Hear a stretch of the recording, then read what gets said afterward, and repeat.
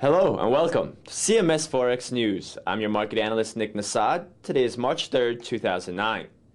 We begin in Australia, where retail sales rose 0.2% in January in seasonally adjusted terms, surprising forecasts on the upside. Expectations had been for a 0.5% decrease. The previous month, sales were much higher, but they were boosted by a round of stimulus checks that went out to Australians. In a second release, the current account deficit for the fourth quarter shrank to 6.5 billion Australian dollars, which was better than anticipated as well. More importantly, the Reserve Bank of Australia met last evening, and though expectations were for a 25 basis point cut, the board decided to leave the cash rate unchanged at 3.25%. The board judged that Australia is not seeing the same large contraction seen elsewhere, and that market and mortgage rates are now at very low levels. It also said that together, the government's fiscal initiatives and the decline in interest rates up to this point should help provide support to domestic demand. The Aussie-US dollar pair rose from its recent one-month low at 0.6285 prior to the release to the 0.6450 level afterwards. That was a 150 pip rally and put the pair at resistance from Friday. The Aussie yen pair also saw a break of its recent short-term downward trend. From the 61 level, the Aussie rallied 200 pips to bring the pair back to its levels seen on Friday. The assessment of the Australian economy may give the currency strength, especially against the yen, where Japan is facing a very severe contraction. Still, risk aversion was a major factor in Friday's fall in this pair, and we'll see if the Aussie has a chance to follow through on today's gains. Swiss GDP declined 0.3% in the fourth quarter compared to the third. And with the third quarter growth revised lower to show a 0.1% decline, the Swiss economy has now met the technical definition of a recession.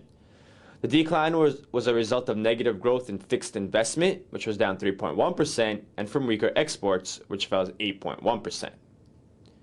The Euro-Swiss franc pair hit a high near 1.4860 following the Swiss release, but early gains in European stock markets faded on the back of weaker financials and a drop in oil producers' share prices.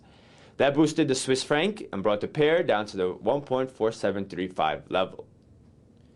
The Bank of Canada also had an interest rate decision today, and unlike the RBA, it came through with a 50 basis point cut to bring down rates to 0.5%.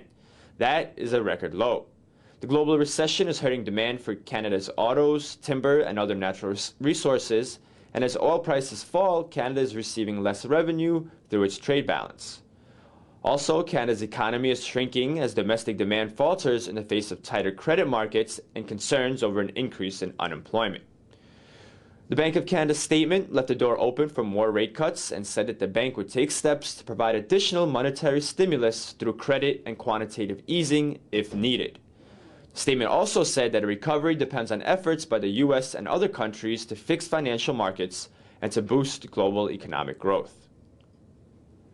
We have seen the market selling off the Loonie in the previous 2.5 sessions, and after a small dip today to test 1.28, the US dollar-Canadian dollar pair rallied 160 pips to set a new, nearly 3-month high at 1.2973.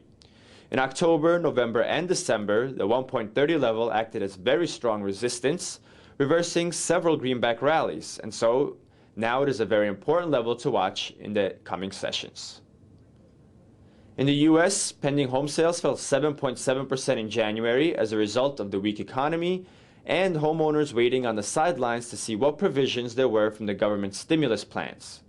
Though sales were down, affordability conditions have improved significantly as a result of lower interest rates and lower prices. The dollar-yen pair rose overnight, testing the 98.60 level, which was the high seen last Thursday. U.S. equity markets seesawed on Wall Street as investors and traders took stock of testimony from Fed Chairman Bernanke, Treasury Secretary Geithner, and the unveiling of further details regarding plans to try and generate up to $1 trillion in loans for small businesses and consumers. The plan is to lend up to $200 billion to owners of high-rated asset-backed securities, which they can use as collateral to obtain fresh funding. That in turn would be made available to consumers. Fed Chairman Bernanke, in his testimony, called for more to be done to stabilize the financial markets, which means expanding aid beyond the $700 billion already allocated to the financial bailout, while Geithner defended the president's budget outline in his testimony. The euro-dollar pair rose overnight but gave up those gains, and by noon New York time was testing a new low at 1.2520. From there, we saw a move back to where the pair opened the session near 1.2575. Coming up tonight, Australia will reveal its GDP for the fourth quarter and data on activity in its services sector. There will also be consumer confidence data from the UK. Overnight, the UK releases its services PMI, and the Eurozone posts its final version of its services PMI. Tomorrow, the US will release the ADP measure of employment change and the ISM non-manufacturing index, a measure of US services. And that wraps up today's version of our broadcast. Thank you for joining us here at CMSFX.com, and happy trading.